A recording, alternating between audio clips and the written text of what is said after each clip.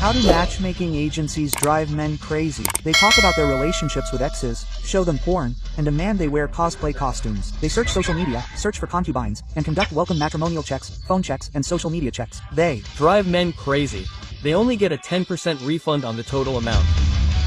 The fact that this was brought up makes the groom question our ability to proceed with the matchmaking process for free. But is this truly free? They go around claiming they've suffered enormous losses because of this free rematchmaking. This is the same illegality that all matchmaking agencies are committing. The illegality of the matchmaking process, where the bride's identity is not provided. If the agency, which claimed to be an employee, directly receives money from the groom, the branch manager can be prosecuted for using his name, and the agency can be prosecuted for using his name. Turn on the reporter immediately upon arrival in Vietnam.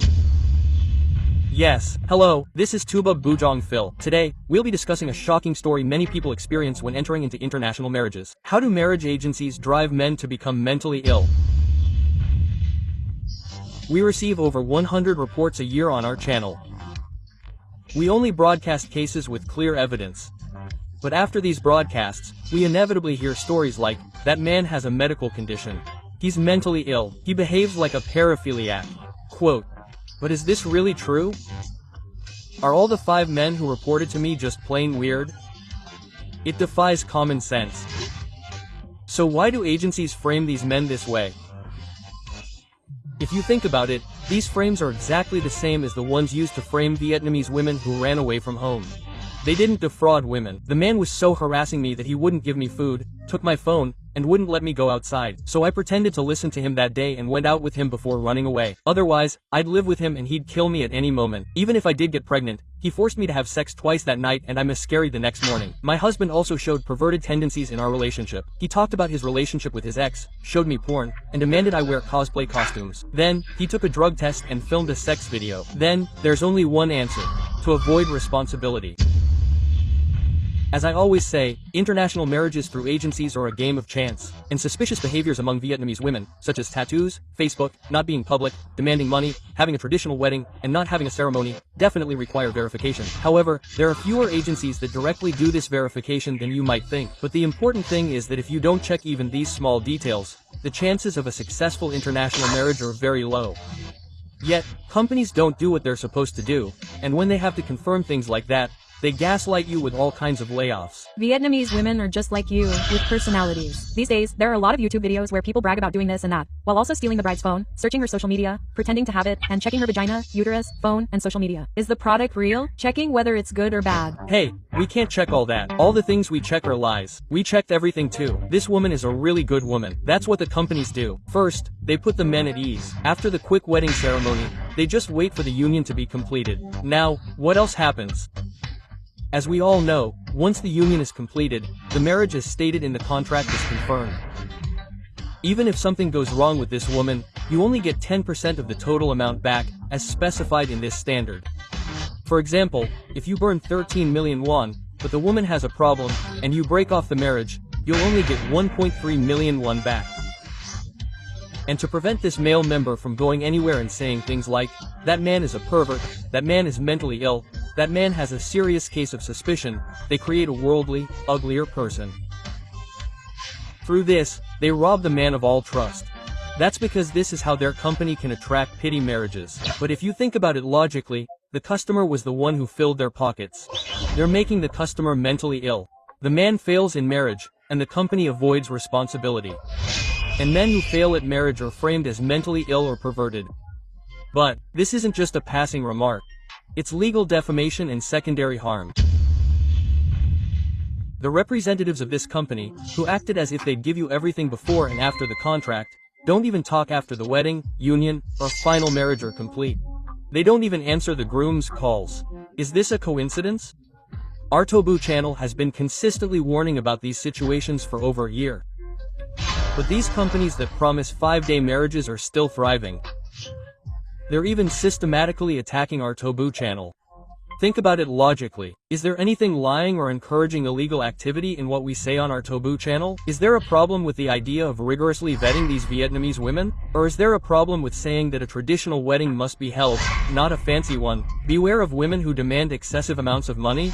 What's wrong with warning people to be wary of women with passports or Korean language proficiency certificates? What's wrong with saying that there's a problem with someone who's married but not Facebook friends? And what's wrong with warning people to be wary of companies that dismiss all these precautions? Is it a big deal to be wary of these companies? There are two sides to my point. I'm raising an issue with something so common sense. They're scam YouTubers. They're view mongers. Are you guys really saying that? If they get 100,000 views, they're doing well, right? If they get 100,000 views, they make 300,000 won in advertising revenue. How much do I spend going to Gangneung, Ulsan, and Busan? And I don't collect a single penny from the victims. If those people's stories get 100,000 views and they make 300,000 won, are they view hunters? But sometimes, I've interviewed them by spending my own money, buying train tickets, and renting a car, and I've heard people say, "Oh, you're more money obsessed than two people." Did I ask for even a penny? Quote, I don't know why they say that. I went to listen to their own stories, but it seems like there's no reason for me to listen to them. That's what I think.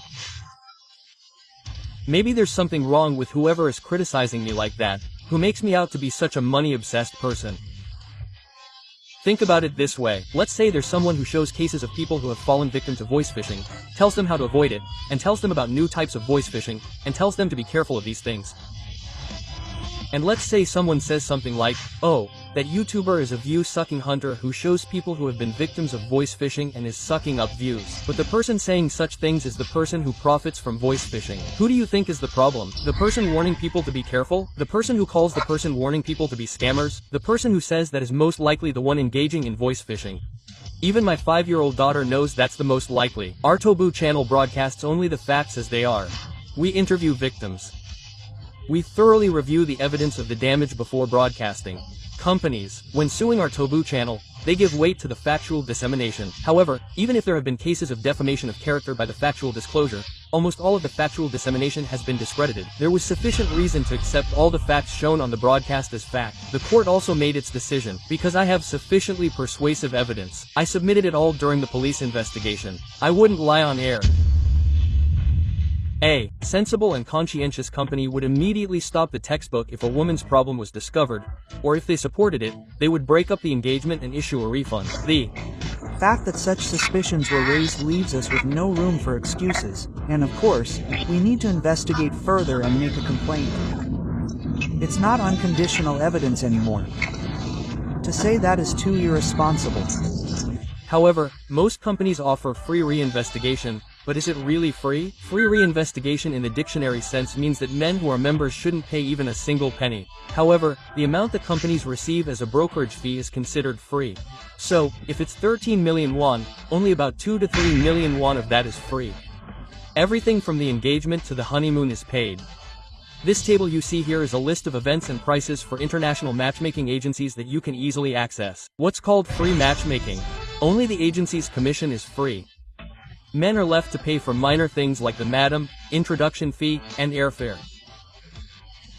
Yet, these agencies are claiming they've done the matchmaking for free. They're also claiming they've suffered huge losses because of this free matchmaking. In reality, men haven't paid any money back to the matchmaking agency. They've given money to that guy, Mr. Lee, the CEO. Let's look at this from a common sense perspective. Where exactly is this free matchmaking? They paid for it. Sometimes, people say things like, "I had a satisfying marriage at that company. That company is being treated unfairly. It's a very conscientious company, but it's suffering because of a bad YouTuber." Quote, "Yes, I met a very satisfying spouse." You might feel it's unfair that the company you married is being criticized. But we all know about that illegal company. Even after 2 years, there are happy grooms. There are countless grooms who have met good spouses and are happily married. So, this 2-year-old must also be conscientious and from a very good company. Just because you drank half a bottle of soju once and drove drunk doesn't mean it's not still drunk driving. Just because everyone around you is driving drunk doesn't mean you're not guilty of it. But there's one CEO who goes around yelling, other companies are doing the same thing, so why am I the only one having problems? So, let's take a look at the illegality that the companies the CEO is talking about are all committing. First, the bride's personal information was not provided. The groom and bride's personal documents must be provided to both parties once the wedding date is set. It clearly states this. Most of you will have seen many on-site matchmaking trips. The 4 major documents the woman must submit to the man are family register, single certificate, criminal record report, and health certificate. The problem here is the criminal record report. It typically takes at least 4 weeks to obtain this document in Vietnam. Do you think the woman who suddenly showed up at the wedding really brought this document? It would be strange if she had. If the meeting was held without these documents, the entire situation would be illegal. And there is a document that requires you to sign that you've seen these documents. The moment you sign that document, it'll be your fault. But there's a way out. International marriage agencies are required to keep the groom and bride's personal information for 5 years. If the agency has documents issued much later than the date you left the country for the matchmaking or marriage, they will inevitably face administrative sanctions. And even if they don't have these documents, they will still face administrative sanctions.